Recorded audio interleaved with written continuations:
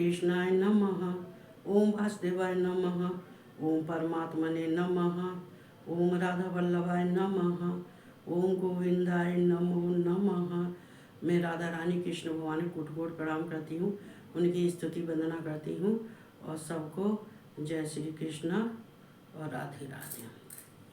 तो हम चलते हैं भगवान कृष्ण के धाम चलते हैं। तो वो ये भगवान कृष्ण वो ये माह का महीना तो ये चला है। कहते हैं कि ये बनारस में और जाना चाहिए, इलाहाबाद नहाने जाना चाहिए।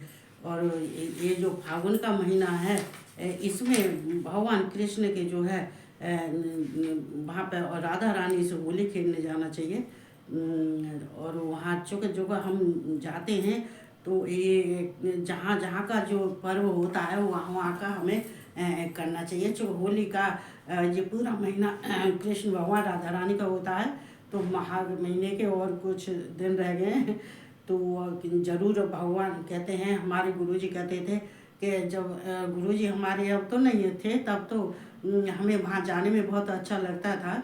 और खैर जाने में तो छोटे महाराज जी हैं, सब कुछ है, सब ऐसा बात नहीं, खूब सम्मान मिलता है, जाना चाहिए।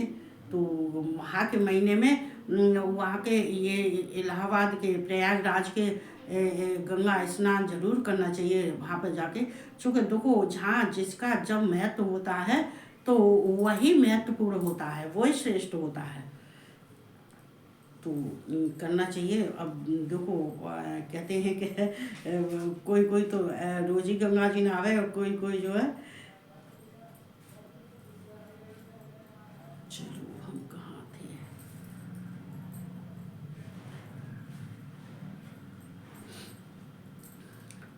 भूतग्राम स एवायं भूत्वा भूत्वा प्रलीयते रात्राग में बसः पार्थ प्रवृत्तः राग में।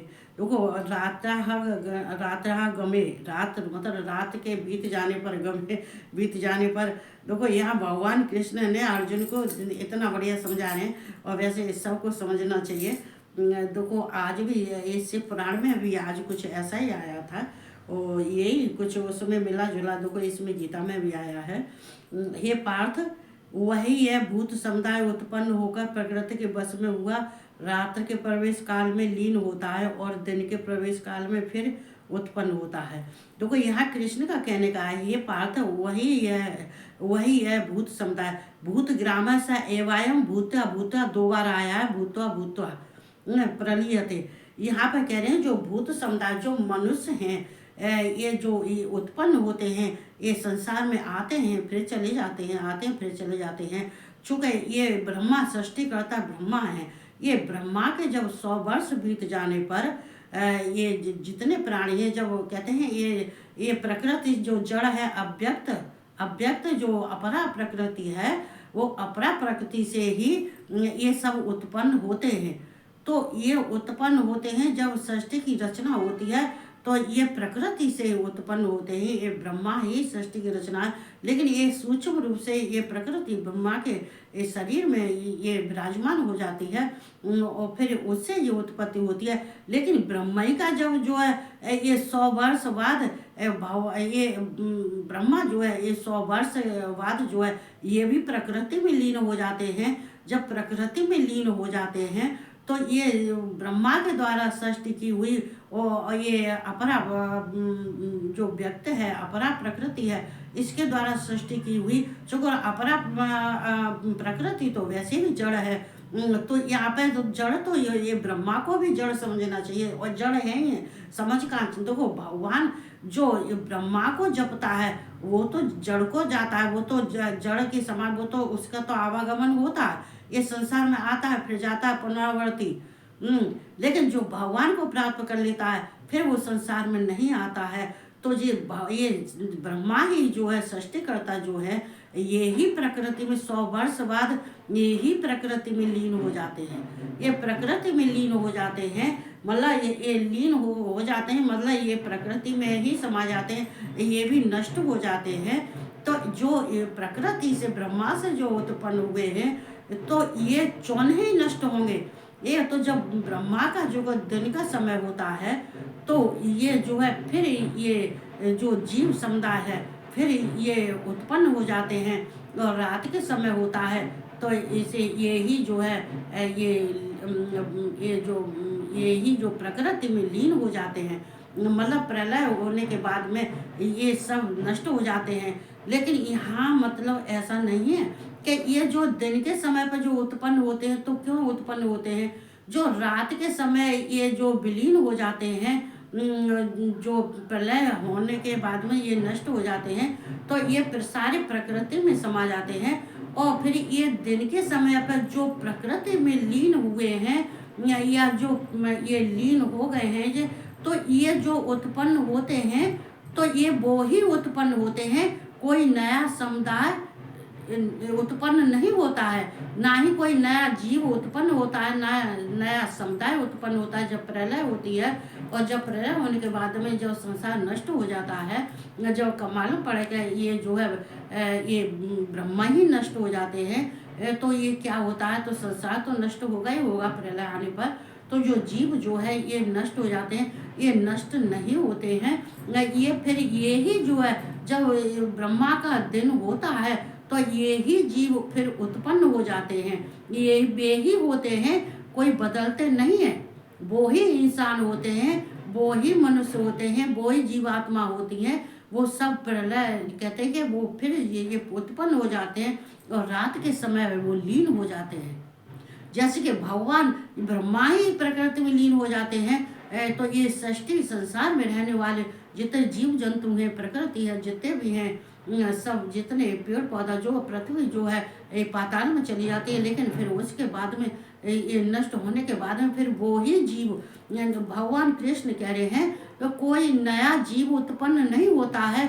जो नष्ट हुए थे वो ही उनका शरीर वैसे ही उत्पन्न हो जाते हैं। कोई नया शरीर नहीं होता है, ना ही कोई नया व्यक्ति होता है। वो जैसे होते हैं वैसे ही उत्पन्न हो जाते हैं।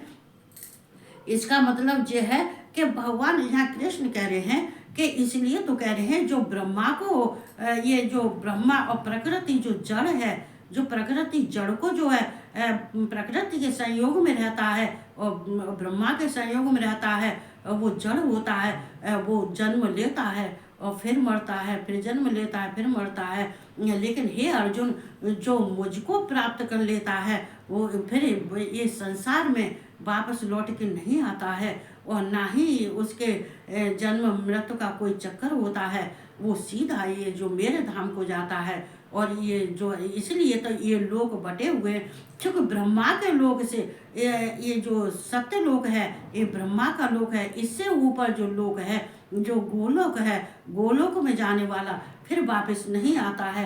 लेकिन ब्रह्मा के लोक में जाने वाला और ब्रह्मा को जपने वाला और प्रकृति के संयोग में रहने वाला, चूंकि प्रकृति ही ये ब्रह्मा और प्रकृति ही संसार की उत्पत्ति करते हैं। ब्रह्मा अपने से उत्पत्ति नहीं करते हैं। ये सृष्टि के रचयिता है। हिरण्यगर्भ क्यों कहा गया है? ये ब्रह्मा को हिरण्यगर्भ इसलिए तो कहा गया है कि ये प्रजापति ये हिरण्यगर्भ हैं। चूंकि देखो इनको जो प्रकृति के आधार पर ये संसार की उत्पत्ति होती है, और फिर उत्पत्ति होने के बाद में इसलिए कहते हैं कि जो जड़ को पकड़ोगे तो तुम जड़ ही बन जाओगे, और अगर भगवान को पकड़ोगे तो तुम भगवान जैसे हो जाओगे। तो कैसे हैं?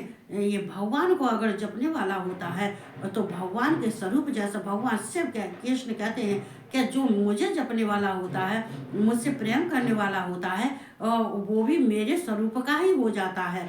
तो कोई यहाँ पर भगवान कितनी पदवी देते हैं, चाहे शिवलोक में कह दो भगवान ने ये शिव पुराण में कहा है, सोहम, जो हमारी सेवा करता है, पूजा करता है और ये प्रेम करता है और ये विश्वास करता है, तो उसको हमेशा पूजा करते समय या फिर दिन में जब भी हर समय भी कहते रहो तो भी कोई परेशानी नहीं है। सो हम ऐसे ही यहाँ पे कृष्ण, मैं कृष्णमय हूँ, मैं कृष्णमय हूँ, या मैं राधामय हूँ, या मैं कृष्णमय हूँ। तो अगर कोई ऐसा कहता रहेगा तो वो कृष्णमय जरूर हो जाएगा। क्योंकि जो योगी होते हैं, जो विद्वान पुरुष होते हैं, श्रेष्ठ ब्राह्मण होते हैं, जो वेदों का अध्ययन करने वाले होते हैं, जो कृष्ण को जानते हैं, तो जानने के बाद में तो क्या होता है कि फिर वो अपने संसार के अन्य वस्तुओं में नहीं फंसते हैं। जो कहते हैं ये काम है, क्रोध है, ये लोभ मोह है या अहंकार है, ये इस जड़ में नहीं। ये जड़ ही तो प्रकृति है, ये प्रकृति ही तो माया है, ये माया का ही तो बंधन है, और किसका बंधन है। तो यहाँ देखो भगवान कृष्ण ये समझाते हैं कि दिन के समय पे संसार के जितने जीव जंतु हैं उन सबकी उत्पत्ति हो जाती है। जो ब्रह्मा का दिन होता है और रात, ब्रह्मा की जब रात होती है तो सब ये लीन हो जाते हैं, ये सब नष्ट हो जाते हैं। क्यों हो जाते हैं कि 100 वर्ष बाद तो ये ब्रह्मा खुद ही प्रकृति में लीन हो जाते हैं। तो संसार के जीव को तो कहाँ से बचा लेंगे। ये तो इसलिए तो कहते हैं कहाँ से बचाए, तभी तो इसलिए कहते हैं कि भगवान को जपो, कृष्ण को जपो, राधा को जपो। अगर तुम कृष्ण और राधा के दीवाने हो जाओगे तो कृष्ण राधा के दीवाने जब हो जाते हैं तो फिर दीवानगी संसार में नहीं देती, संसार दीवानगी नहीं देती है, और ना ही संसार में दीवानगी मिलती है।